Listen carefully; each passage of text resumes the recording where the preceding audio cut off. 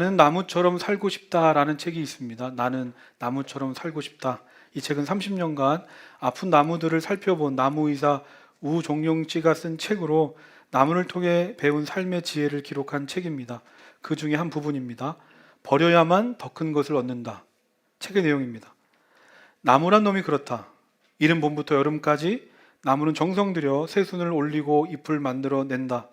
한여름의 나무를 보면 그간의 노력을 알 수 있다. 위에서 내려다보면 겹치는 부분 하나 없이 모든 이파리들이 정교하게 제 위치를 찾아 그 본연의 녹색빛을 뽐내고 있다. 그런데 나무는 그렇게 애쓰며 만들어낸 잎들을 겨울이 오기 전에 모질게 끊어버린다. 가을이 깊어가면 언제 그랬나는 듯 순식간에 영양분을 걷어들인 다음 떨겨층을 만들어 후두둑 이파리들을 떨궈버리는 것이다. 찬바람이 불기 시작하면서 사람도 견디기 힘들지만 나무는 더더욱 그렇다. 가을에는 햇볕이 여름에 비해 턱없이 부족하고 뿌리를 통해 공급받는 수분의 양도 절반 이하로 줄어든다. 그러므로 다음 해를 기약하기 위해선 그동안 모아놓은 에너지를 아주 조금씩만 쓰면서 추운 계절을 건져내야만 한다. 그러기 위해서는 그나마 남아있는 수분을 증산시키는 잎들을 모질게 떨어뜨리는 것 외엔 방법이 없다. 그렇게 온몸의 잎들을 떨군 뒤 나무는 매서운 바람이 부는 겨울을 가지만 있는 앙상한 알몸으로 견뎌낸다. 마음껏 햇볕을 받고 물도 제 양껏 끌어올려 더 큰 나무가 될 봄을 참고 기다리는 것이다. 그러면서 저자는 자신의 어린 시절을 얘기합니다. 저자의 어린 시절 꿈은 천문학자였습니다. 그가 그런 꿈을 꾸게 된 건 가난한 자신의 집안 형편 때문이었습니다. 밥 한 끼 제대로 먹을 수 없는 상황 속에서 어린 시절 신문 배달을 하게 됐습니다. 만만하지 않았습니다. 그때만 해도 집들이 다 산을 끼고 있어서 캄캄한 밤에 그 산고개를 넘으려고 하니까 무서웠던 겁니다. 무서운 길을 걸어가면서 숫자를 크게 세면서 막 달려가다가 우연히 하늘을 쳐다봤는데 밤하늘에 그 무수한 별들이 쏟아질 듯 박혀 있는 게 눈에 들어온 겁니다. 그날 별을 처음 마주하고 그 이후 자연스럽게 천문학자의 꿈을 꾸게 됩니다. 하지만 태어나 처음 가졌던 그 꿈은 산산조각이 났습니다. 왜냐하면 신체 검사 결과 뜻밖의 색약 판정을 받은 겁니다. 다른 이유가 있어서도 아니고 단지 색약이기 때문에 이공계열을 지원할 수 없었답니다. 이 사실을 도저히 받아들일 수가 없었고 그 뒤에 그는 모든 공부를 포기했습니다. 왜냐하면 내 인생이 거기서 끝났다라고 생각했기 때문입니다. 저자는 그때를 회상하면서 말합니다. 그것이 집착인 줄 알고 미련 없이 버렸더라면 꿈을 포기하는 아픔은 남았을지언정 의미 없는 날들을 보냈다는 후회는 없었을 텐데 그리고 내 젊은 날들이 더욱더 새롭고 가능성 있는 다른 무언가로 채워졌을 텐데 결국 그 대가로 소중한 젊은 날을 반납하게 된 겁니다. 이처럼 버리는 것은 고통이 큽니다. 내 삶에 그다지 중요한 게 아닌 것 같더라도 막상 포기하려고 보면 다시 보이게 되는 게 사람의 마음이기 때문입니다. 하지만 그것이 내가 집착해봐야 소용없는 일이라면, 그래서 어차피 버려야 될 일이라면 그 버리는 순간만큼은 이 나무처럼 모질고 또 냉정해야 되지 않을까. 그렇게 어떤 미련도 남지 않았을 때 겨울을 넘긴 그 봄나무가 그러하듯이 비로소 나 자신을 더 크고 풍성하게 키워갈 수 있는 겁니다. 오늘 말씀을 보면 전쟁으로 빼앗겼던 이 언약궤가 이스라엘 땅 벳세메스로 돌아왔습니다. 지난주 말씀. 그런데 사무엘상 6장 19절 이하 말씀을 보면 언약궤를 돌려받은 이스라엘 이 벳세메스 사람들이 자기들 마음대로 경솔하게 언약궤를 열어봤다가 많은 사람들이 죽습니다. 그래서 그게 두려워서 이 벳세메스 사람들이 언약궤를 옆에 동네인 기럇 여야림이란 동네로 보냅니다. 오늘 말씀 1절 2절입니다. 우리 함께 읽겠습니다. 시작. 기럇 여아림 사람들이 와서 주님의 궤를 옮겨 언덕 위에 있는 아비나답의 집에 들여놓고 그의 아들 엘리야사를 거룩히 구별해 세워서 주님의 궤를 지키게 하였다. 궤가 기럇 여아림에 머물 날로부터 약 20해 동안 오랜 세월이 지났다. 이 기간에 이스라엘의 온 족속은 주님을 사모하였다. 1절 보면 하나님의 언약궤가 기럇 여야림 아비나답의 집에 모셔졌다고 합니다. 그리고 2절 보면 그로부터 몇 년의 시간이 지났는가? 20년 세월이 흘렀습니다. 아니 그러면 원래 이 하나님의 언약궤가 어디 있었는가? 하나님께서 구별하여 택하신 이스라엘의 성소가 있는 실로라는 곳에 있었습니다. 실로. 그러니까 이스라엘 백성들은 다시 찾은 언약궤를 마땅히 이 실로로 보냈어야 됐는데 20년 동안이나 실로가 아니라 기럇 여야림의 언약궤를 두었다는 겁니다. 지리적으로 봤을 때 실로는 이스라엘의 중심지에 있었고 뿐만 아니라 이 실로가 있는 실로에는 성소가 있어서 이스라엘의 영적 중심지이기도 했습니다. 반면에 기럇 여야림은 블레셋과의 접경지대에 있는 곳으로 이스라엘의 변두리 가장자리에 있는 도시였습니다. 이것이 뭘 의미하는 걸까? 영적으로 볼 때 이스라엘 백성들은 하나님을 믿는다고 하면서도 여전히 하나님을 내 삶의 주인으로 중심의 자리에 모시지 않고 가나안 원주민들이 믿었던 많은 신들 다 믿으면서 하나님을 가장자리에 두고 누가 내 인생의 참된 주인인가 갈등하고 주저하고 방황하면서 20년의 시간을 보냈다는 겁니다. 그리고서 2절 말씀 다시 보면 교회가 기럇 여야림에 머문 날로부터 약 20해 동안 오랜 세월이 지났다. 이 기간에 이스라엘의 온 족속은 주님을 사모하였다. 20년의 시간이 지나고 이스라엘 백성들이 어떻게 했다고 합니까? 이스라엘의 온 족속은 주님을 사모하였다. 20년이 지나고 나서 주님을 사모하였다. 저는 이 말씀을 보면서 이스라엘 백성들 스스로가 자신의 잘못을 깨닫고 하나님이 아니면 안 된다는 그 마음을 가지고 나올 때까지 그 20년의 시간을 하나님이 기다리신 게 아닐까 하는 생각입니다. 2절 말씀에 나오는 사모하다라는 말은 사전적 의미인 애틋하게 생각하고 그리워하는 걸 넘어서 울며 애통하며 부르짖는 걸 의미합니다. 그러니까 지금까지는 하나님을 믿으면서도 그냥 적당히 이 정도만 하면 하나님과 세상 사이에서 살면 된다고 생각했습니다. 크게 아쉬움도 없었고 문제도 느끼지 못했습니다. 근데 그런 이스라엘 백성들이 달라진 겁니다. 이제는 정말 하나님을 내 삶의 주인으로, 이전에 하나님 아닌 것을 주인 삼던 나는 죽고 하나님 안에서 새 사람으로 살고 싶은 갈망, 그 목마름을 가지고 이스라엘 백성들이 울며 애통하며 부르짖기 시작했습니다. 오늘 말씀 3절 4절입니다. 사무엘이 이스라엘 온 족속에게 말하였다. 여러분이 온전한 마음으로 주님께 돌아오려거든 이방의 신들과 앗사롯 여신상들을 없애버리고 주님께만 마음을 두고 그분만을 섬기십시오. 그러면 주님께서 여러분을 블레셋 사람의 손에서 건져주실 겁니다. 이 말을 듣고 이스라엘 자손이 바알과 앗사롯 신상들을 없애버리고 주님만을 섬겼다. 사무엘이 말합니다. 여러분이 정말 하나님께로 돌아오려거든 이방의 신들, 신상들 다 버리고 오직 주님께만 마음을 두고 주님만을 섬기십시오. 이겁니다. 정말 우리가 하나님을 내 삶의 주인으로 모시고 하나님 안에서 새로운 삶을 살고 싶다면 먼저 정리해야 될 게 있다는 겁니다. 먼저 정리할 게 있다. 왜 우리가 하나님을 믿는다고 하면서도 하나님께 마음을 두지 못하고 왜 하나님만 섬기지 못하는 겁니까? 그것은 내 마음이 온전하지 못하기 때문에, 내 마음이 여러 가지로 나뉘어져 있기 때문에, 내 마음 속에 하나님만 계시는 게 아니라 바알도 있고 아스타롯도 있기 때문입니다. 로마서 12장 1절 2절입니다. 우리 주보에 있는데 함께 읽겠습니다. 시작. 형제자매 여러분, 그러므로 나는 하나님의 자비하심을 힘입어 여러분에게 권합니다. 여러분의 몸을 하나님께서 기뻐하실 거룩한 산 제물로 드리십시오. 이것이 여러분이 드릴 합당한 예배입니다. 여러분은 이 시대의 풍조를 본받지 말고 마음을 새롭게 함으로 변화를 받아서 하나님의 선하시고 기뻐하시고 완전하신 뜻이 무엇인지를 분별하도록 하십시오. 바울이 로마 교회에 편지한 겁니다. 성도 여러분, 이 세대, 이 세상을 본받지 마십시오. 그리고 여러분의 몸을, 즉 우리의 삶과 생활 모두를 하나님이 기뻐하시는 거룩한 산 제물로 드리십시오. 이처럼 성경은 회개를 말할 때 윤리적 개념이나 도덕적 개념으로 말하지 않습니다. 성경이 말하는 회개는 언제나 하나님과의 관계 회복입니다. 하나님과의 관계 회복. 근데 회개는 그냥 단순히 내 머릿속으로 그렇게 해야지, 앞으로 그렇게 그런 것들은 하지 말아야지, 입으로만 결단하는 것 정도로 끝나는 게 아니라 방금 로마서 말씀처럼 실제 내 몸으로, 내 삶으로 구체적이고 실제적인 변화가 일어나야 한다는 겁니다. 저는 바라기를 집착해 봐야 소용없고 어차피 버려야 할 것임을 알면서도 내 안에 버리지 못하는 것들이 있다면 제가 설교 시작하면서 말했던 나무처럼 버려야 될 것은 냉정하고 모질게 버리게 되시길 바랍니다. 사무엘은 이걸 알았던 겁니다.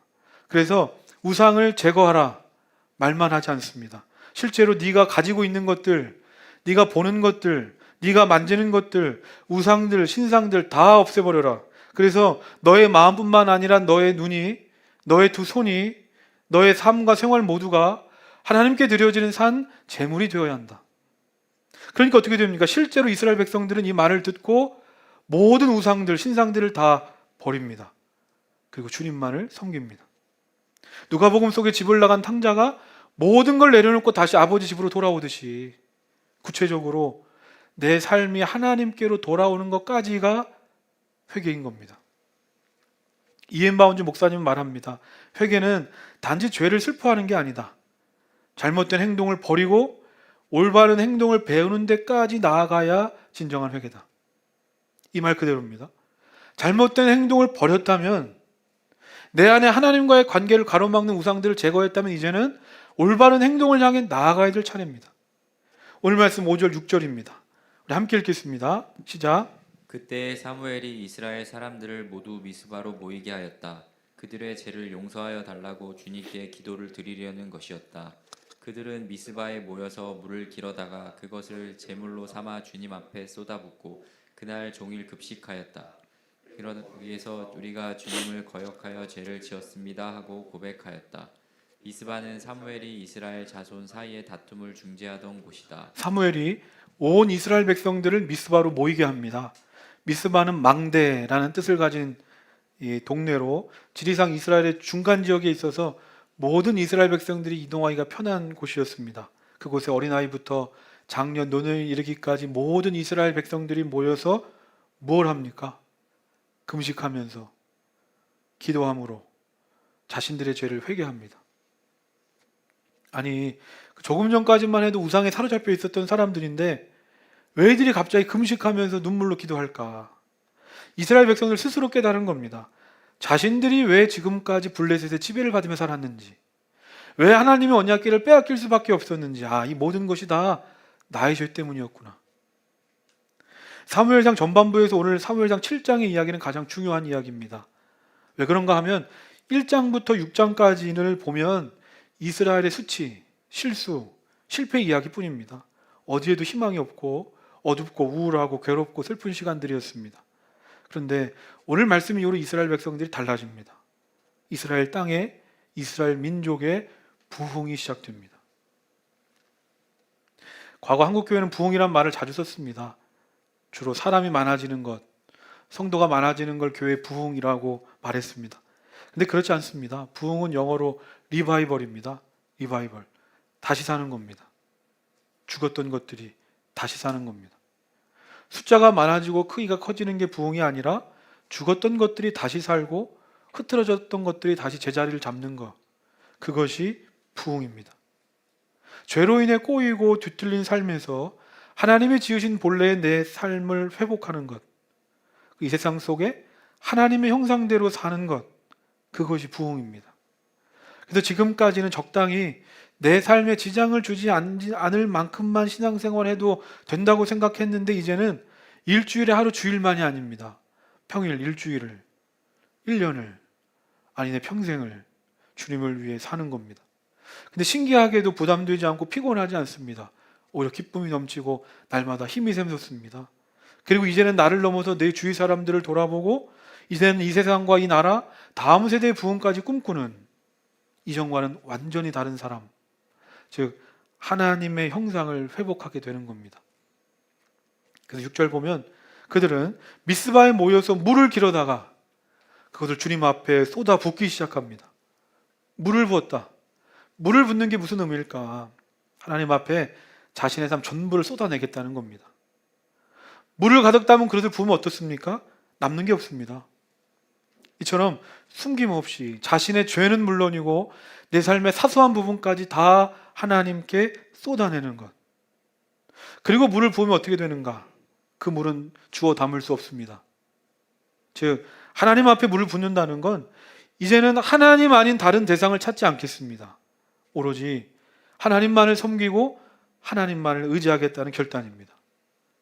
한번 이 장면을 상상해 보시길 바랍니다. 이스라엘 온 백성들이 미스바에 모여서 다 같이 물을 기르다가 물을 쏟아붓기 시작합니다. 바알과 아스타롯을 섬기는 게 무슨 특별한 게 아니라 당연한 것이었던 가나안 사회에서 이들이 믿음으로 결단하는 겁니다. 우리는 이제 하나님만 섬기겠습니다. 오늘날 말로 하면 학교에서, 직장에서, 세상에서 나 하나님을 믿는다는 이유로 희생, 손해, 단절, 고립 감수하겠다는 겁니다. 어떻게 가능할까? 블레셋과 전쟁에서 패배하고 나서 이스라엘 백성들이 깨달은 겁니다. 블레셋이 강해서 진 게 아니라 나의 믿음이 약해서 진 거구나. 이건 오늘 우리도 마찬가지입니다. 교회와 성도를 무너뜨리는 원수 마귀가 갑자기 강해져서, 아니면 하나님이 약해져서가 아닙니다. 교회가 약해진 거고 성도가 약해진 겁니다. 오늘 우리 삶을 돌아보면 하나님을 믿는다고는 하지만 실제 삶의 현장에서는 하나님의 방식이 아니라 여전히 세상의 방식, 세상의 가치관을 따라 삽니다. 분명 우리 하나님을 믿는 사람이고 하나님을 섬기는 사람입니다. 그런데 교회에서와 실제 삶의 현장에서는 생각이 다릅니다. 이중적 사고방식을 가지고 있습니다. 자기도 모르게 현실의 문제를 만나면 우상을 섬기는 사람들처럼 세상의 방법 먼저, 내 눈에 보이는 것부터 먼저 찾고 의지합니다. 그러니까 이런 신앙생활을 하면 할수록 믿음과 현실의 이런 내 모습 사이에서 괴리감을 느끼면서 점점 더 마음이 공고해지고 메말라져가고 지쳐갑니다. 어떻게 이런 신앙생활에 기쁨이 있고 능력이 있겠습니까? 그러므로 저는 지금이 바로 우리 모두가 다 미스바로 모여야 할 때인 줄로 믿습니다. 언제까지 하나님을 믿는다고 하면서도 아무런 능력 없이 무기력하고 무능력하게 살아갈까? 이 모든 것이 결국 나의 죄로 인한 하나님과의 관계 문제였습니다. 하나님 앞에 오늘 이스라엘 백성들처럼 내 모든 걸 내려놓고 오직 하나님만 의지하고 다른 대상을 찾지 않겠습니다.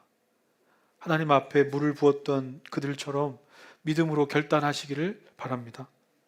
신앙생활은 내가 죄짓고 회개하고 죄짓고 회개하고 거기서 끝나는 게 아닙니다. 그런 차원을 넘어서 이제는 내 삶을 하나님께 드리는 겁니다. 정말 내 인생을 하나님께 맡기는 겁니다. 성경이 말하는 것처럼 하나님이 내 안에, 내가 하나님 안에 거하는 겁니다. 그러므로 수치와 실패와 패배의 이야기를 멈추고 이제는 정말 하나님이 이끌어 가시는 내 삶의 부흥의 역사를 써보자. 그렇다면 이런 미스바에서 이것을 후대 학자들은 영적 대각성 집회라고 얘기하는데, 미스바에서 일어난 영적 대각성 집회 이후에 어떤 일이 일어나는가? 놀랍게도 우리의 기대와 생각을 벗어나는 일이 일어납니다. 7절 함께 읽겠습니다. 시작. 이스라엘 자손이 미스바에 모였다는 소식이 블레셋 사람에게 들어가니 블레셋 통치자들이 이스라엘을 치려고 올라왔다. 이스라엘 자손은 그 소식을 듣고 블레셋 사람들을 두려워하였다. 온 이스라엘 백성들이 미스바에 모였다는 소식을 듣고 혹시나 이스라엘 백성들이 힘을 모아서 이거 단체 행동하는 거 아니야? 전쟁 일으키는 건 아닐까 생각한 블레셋 사람들이 전쟁을 일으킨 겁니다. 그러니까 우리가 기대하고 생각한 것과는 전혀 다른 결과가 펼쳐졌습니다. 내가 정말 바쁘고 분주한 상황 속에서 믿음 안에 살아보겠다고 회개하고 순종하고 결단했는데 일이 잘 풀리기는커녕 오히려 생각하지 못했던 큰 문제와 어려움이 찾아왔습니다. 여러분 어떠시겠습니까? 어떤 목사님이 이런 말씀을 하시는 걸 들었습니다. 뭔가 내가 열심히 기도만 하려고 하면 전화가 온다는 겁니다. 평상시에 오지 않았던 전화들이 내가 정말 작심하고 기도하려고 하면 전화가 와서 기도하지 못했다. 아니면 정말 내가 큰 마음을 먹고 오랜만에 교회 나가려고 했는데 갑자기 회사 출근하게 되거나 사업장에 일이 생깁니다. 또 누군가는 주말만 되면 몸이 아픕니다. 그리고 또 내가 오랫동안 열심히 기도하고 전도한 사람이 있는데 갑자기 주일에 사고가 나서 예배 오지 못하는 경우도 있습니다. 여러분 어떠시겠습니까? 하지만 기억하시길 바랍니다. 믿음의 성도들이 하나님을 가까이 하고자 할 때, 하나님과 관계를 회복하고 하나님을 위해 살고자 할 때 반드시 방해의 역사도 동시에 일어난다는 겁니다. 왜 그렇습니까? 우리를 무너뜨리려고 하는 원수 마귀는 하나님과 우리 사이를 멀어지게 하는 것을 가장 큰 목표로 삼고 있기 때문입니다. 블레셋은 지난 20년간 쳐들어오지 않았습니다. 평화로운 관계였습니다. 그런데 이스라엘 백성들이 하나님 앞에 돌아가려고 하니까 갑자기 쳐들어와서 방해하는 것처럼 내가 말씀으로 충만해서 나의 죄를 회개하고 기도로 하나님 앞에 나아갈 때 원수 마귀는 우리를 가만두지 않는다. 계속해서 유혹하고 시험해서 우리의 믿음을 흔들어 다시 이전의 자리로 계속해서 돌아가게 한다는 겁니다. 하지만 우리는 이런 것에 두려워하거나 낙심할 필요가 없습니다. 왜냐하면 원수 마귀의 이해할 수 없는 공격이 심해진다면 이건 내가 지금 제대로 신앙생활하고 있다는 반증이기 때문입니다. 7절 말씀 보면 블레셋이 쳐들어온다는 소식을 듣고 처음에 이스라엘 백성들은 두려웠습니다. 당연한 겁니다. 최근에 2번의 전쟁에서 패배했기 때문에 블레셋 하면 두려웠습니다. 하지만 문제를 만나고 두려움이 찾아왔을 때 이스라엘 백성들의 반응이 달라졌습니다. 이전에는 하나님께 기도할 줄도 몰라서 언약궤를 마치 부적처럼 가지고 다니는 사람들이었습니다. 그런데 달라졌습니다. 허망하고 헛된 우상들 다 제거하고 하나님을 주인 삼으니까 문제를 만나도 어려움을 만나도 오로지 하나님만 바라보고 하나님만 의지하게 되는 겁니다. 그래서 문제를 어떻게 풀어가는가? 8절 9절 우리 함께 읽겠습니다. 시작.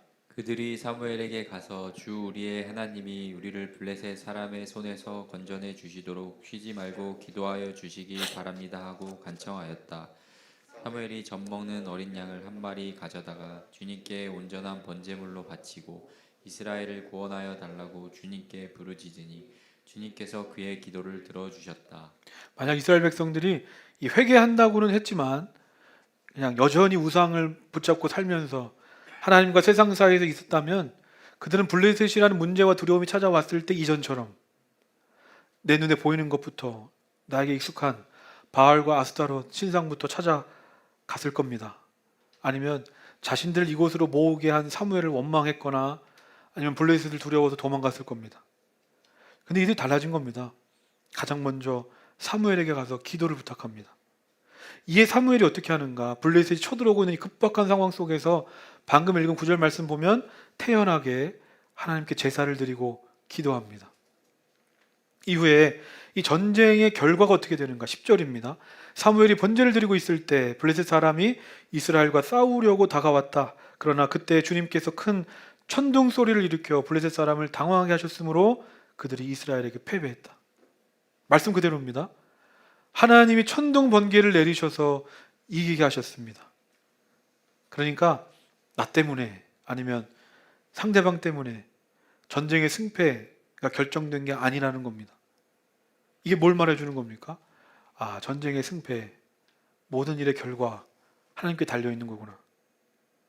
이처럼 하나님을 내 삶의 주인으로 모시고 사는 사람은 전쟁의 승패를 결정하신 하나님께 나아가 기도하는 것이고, 하나님이 아니라 세상을 주인 삼는 사람은 전쟁의 승패에 아무런 영향을 주지 못하는 것을 향해 기도하고 나아가는 사람이라는 겁니다. 마태복음 6장 9절입니다. 주보 있습니다. 그러므로 너희는 이렇게 기도하여라. 하늘에 계신 우리 아버지 그 이름을 거룩하게 하여 주시며. 예수님께서 이렇게 기도하라. 우리에게 기도를 가르쳐 주신 주기도문입니다. 주기도문 어떻게 시작하는가? 하늘에 계신 우리 아버지요. 하늘에 계신 우리 아버지입니다. 즉 내가 누구에게 기도하는가, 그리고 누가 내 기도를 들어주시는가, 그리고 누가 내 기도 응답하시는가, 기도의 대상을 분명하게 하고 기도하라는 겁니다. 사람 들으라고 기도하는 게 아니라 지금 살아 역사하신 하나님께 드리는 겁니다. 다시 말해서 하나님이 있느냐 없느냐, 아니면 나의 기도를 들으시기는 할까, 아니면 이 상황 속에서 기도한다고 뭐가 달라지겠어 하는 그런 수준이 아니라 그 모든 걸 뛰어넘는 당당하게 믿음의 확신을 가지고 선포하라는 겁니다. 하늘에 계신 우리 아버지요. 하늘에 계신 우리 아버지. 이 말이 얼마나 큰 은혜의 구절인지 모릅니다. 왜 그런가 하면 하나님을 내 삶의 주인으로 모시면 하나님은 주인, 나는 하나님의 통치를 받는 종의 관계를 넘어서 하나님이 나의 아버지가 되시고 나는 그분의 자녀가 된다는 겁니다. 즉 하나님과 내가 부모 자녀 관계가 된다. 부모 자녀 관계 어떻습니까? 내가 일을 마치고 집에 들어왔는데 목소리가 조금만 안 좋아도 부모님은 내가 밖에서 무슨 일이 있었나 걱정하시고 위로해 주십니다. 또 내가 잘못된 길에 빠져 흔들릴 때면 때론 꾸짖기도 하시고, 우리가 어떤 문제로 걱정하고 고민하며 힘들어할 때는 다가와 어깨를 두드려 주시며 힘을 주시는 분, 그분이 나의 아버지, 나의 기도를 들으시는 하나님이십니다. 마태복음 7장 7절입니다. 우리 함께 읽겠습니다. 시작.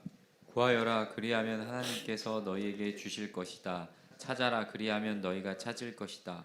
문을 두드려라 그리하면 하나님께서 너희에게 열어 주실 것이다. 이 말씀은 제가 기도할 때 붙잡고 기도하는 말씀입니다. 방금 읽은 말씀의 마지막 부분 보면 문을 두드려라 그리하면 하나님이 열어 주실 것이다. 그러면 우리가 언제 문을 두드립니까? 문 너머 사람이 있을 때. 내가 문을 두드리면 내 문을 열어줄 사람이 있을 때 문을 두드립니다. 마찬가지입니다. 하나님께서 왜 우리에게 문을 두드리라 하시는가? 왜 기도하게 하시는가? 문 뒤에 하나님 서 계시기 때문에, 우리가 문을 두드리기만을 기다리고 계시기 때문입니다. 전쟁의 승패와 모든 일을 결정하신 하나님께서 우리가 기도하기만을 기다리시며 기도하면 기쁨으로 응답해 주신다 하는 이 사실을 알고 기도하면 우리의 삶과 신앙생활은 달라질 수밖에 없습니다. 현실과 실존의 문제와는 관계없이 멀리 계신 하나님이 아닙니다. 아버지처럼 나와 가장 가까이 계시면서 내가 문을 두드리기만 하면 단숨에 문을 열어 뛰어와서 나를 품어주시는 하나님이 계시는데, 지금 당장 내가 처한 현실의 문제 앞에서 우리가 어찌 하나님 앞에 나아가 기도하지 않을 수 있고 어찌 우리가 그 하나님의 일하심을 기대하지 않을 수 있겠습니까? 마지막으로 오늘 말씀 12절입니다. 사무엘이 돌을 하나 가져다가 미스바와 센 사이에 놓고 우리가 여기에 이르기까지 주님께서 우리를 도와주셨다 하고 말하면서 그 돌의 이름을 에베네셀이라고 지었다. 블레셋과의 전쟁에서 승리하고 하나님의 도우심을 기념하고 기억하고자 돌을 세우는데 그 돌의 이름을 에베네셀이라고 짓습니다. 뜻은 도움의 돌이란 뜻입니다. 도움의 돌. 그런데 우리가 예전에 살펴봤던 사무엘상 4장 1절 말씀을 보면 이스라엘이 20년 전 블레셋에서 1차, 2차 패배했는데 그 패배한 곳 장소의 이름이 뭔가? 바로 이 에베네셀입니다. 놀랍지 않습니까? 20년 전에 수만 명의 사람들이 죽었던 그 패배의 장소의 이름을 가져다가 승리를 기념하는 이곳에서 에베네셀이란 돌을 세운다는 겁니다. 왜 그랬겠습니까? 기억하라. 기억하라는 겁니다. 이스라엘도 그대로고 블레셋도 그대로인데 20년 전엔 패배했고 20년이 지난 뒤에 승리했다. 상황이나 환경이 중요한 게 아니라 정말 중요한 건 내가 지금 하나님 앞에 서 있는가? 나는 정말 하나님만을 신뢰하는가? 그리고 나는 하나님이 원하시는 삶을 살고 있는가? 혹시 집착해봐야 소용없고 또 버려야 할 것임을 알면서도 여전히 버리지 못하는 게 있습니까? 아니면 하나님과 나와의 관계를 가로막는 그것 때문에 오늘도 무기력하고 무능력한 신앙생활을 20년째 하고 계십니까? 저는 오늘 우리가 예배하는 이 자리가 바로 우리를 새롭게 변화시키기 위한 하나님이 주신 미스바의 자리인 줄 믿습니다. 이스라엘 백성들이 그랬던 것처럼 우리가 할 일은 고민하거나 주저하는 것 없이 내 전부를 하나님께 드리는 겁니다. 간절히 기도하십시오. 나를 사로잡고 있던 우상들을 내려놓을 때 하나님께서 이제 나의 아버지로 다가오실 것이고, 그때 내 수치와 실수와 실패를 에베네셀, 영광과 승리의 자리로 바꿔 주실 줄로 믿습니다. 오늘 말씀을 기억하면서 우리 함께 찬양하겠습니다.